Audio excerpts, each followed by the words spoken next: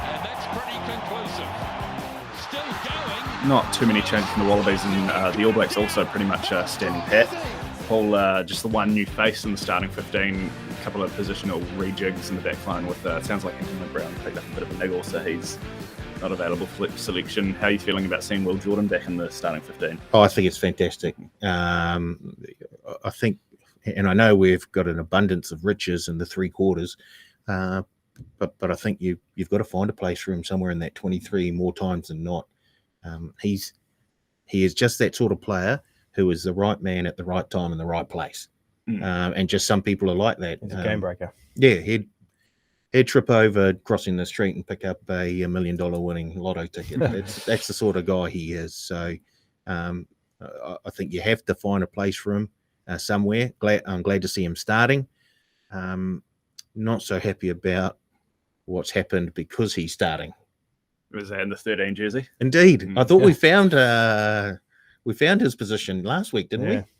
I think this is just starting to highlight the lack of depth the Blacks really do have in midfield at the moment, right? Leonard Brown picks up a little niggle. Where's Tupai?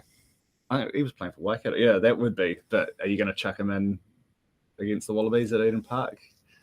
Why not? Yeah. So you would have gone that way, I take it? Yeah. Where's Nani Lamampi? Oh, yeah, sorry. I'll move on. Sorry. Don't give me an excuse to talk about Manawatu too quickly, Paul. Should we do another little cross-post podcast chat here? We were talking about Joey Manu yesterday on the Advantage line.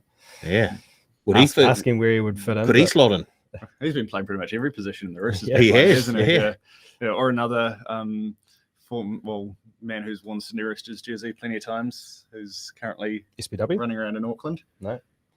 Or Him RTS. too. Yeah. RTS might be getting a call up for the midfield sooner than Crocky hasn't put an Auckland jersey on. We're putting him in the black one straight away. And they're paying him enough, I imagine. That's where he's going to end up sooner rather than later, no matter what. Would they pay Joey Manu a decent packet? Would they? I would imagine. I mean, if they've been watching what he's been doing for the Roosters the last few weeks.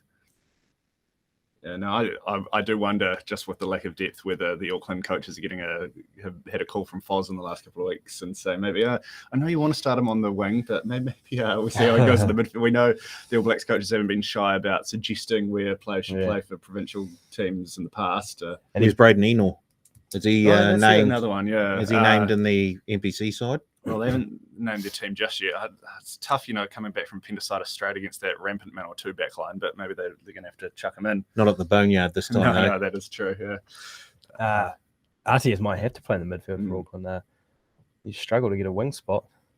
The way their wingers playing was playing on Saturday afternoon, but yeah. Don't want to get.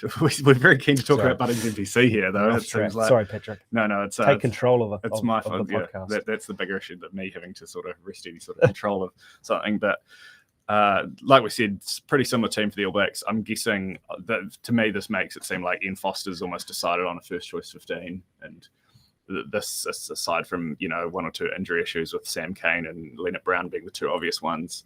Seems like this is going to pretty much resemble the team he wants to put out on the park when he's got everyone available. Would you be in agreement with that, Paul? Yeah, pretty much so.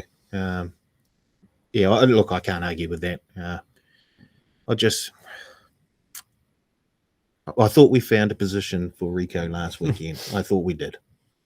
To be fair, Sevu Reece was really impressive on the left wing. He didn't look out of place. It's more the 13 jersey and the 11 jersey that's the issue in this. But yeah, like you say, if Leonard Brown's healthy, he's first choice in that midfield, and it's one other. So hopefully him and Braden Eno as well can get back to full fitness sooner rather than later, before the Springboks come to town at least. Yeah.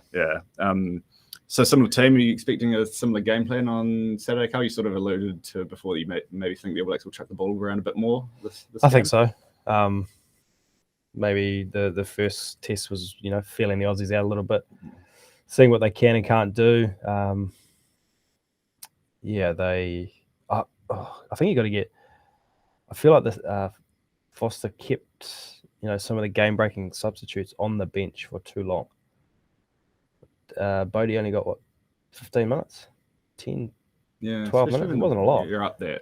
No, that's right. You'd think you'd want to. He's had hardly any rugby. Yeah, get him on. I say the team. It's a solid team. It's such a good team.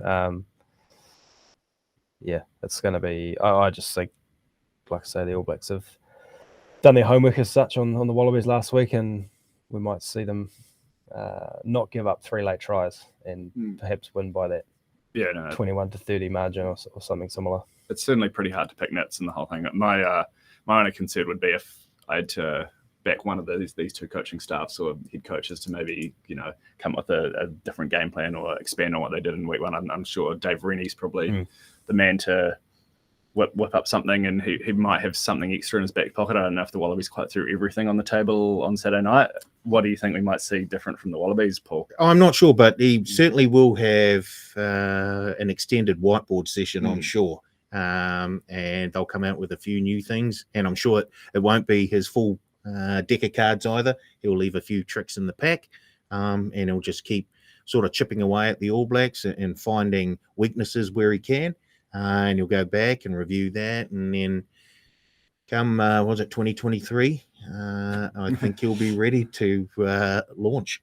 So yeah, I certainly expect to see a few things different from the Australians on Saturday night, and I just think they're just not gonna do everything. They're not gonna go overboard. So what's the line? Is it a similar line? Yeah, it's 22.5. So that's about where the betting got up to prior to game 1. Just before kickoff. Yeah, and it's open about the same. It's hovered in that low 20s all week, really. Because you have to say, looking back at the history of this, the Bledisloe Cup in the last few years, it tends to be the first game is pretty close. And then the second game is not so close, although obviously the first game's pretty rarely been at Eden Park. So I don't know whether that plays. I'm tempted to take the plus 22.5. I'd be leaning that way, just looking at the weather as well. Hashtag pick and go weather watch, fan favorite segment. Isolated showers possible in the afternoon and evening at Eden Park with some pretty decent southwesterlies. So if the conditions aren't 100%, I'd probably be leaning that way. But the 22. Yeah, I'm a bit worried I'm overcorrecting because I was sitting here saying last week, look, you're going to be a very nervous man backing a plus, and then here comes Bodie and Geordie off the bench for 5 minutes. Yeah, that is true. Yeah, I don't know. So you sound like you're leaning the way the plus, Paul. I am. How about you, Carl? I've actually steered clear of this game almost completely when we come to our betting later on. But if I had to, I'll take the minus. Like I say, I think the ABs will find another gear this week. Kick on.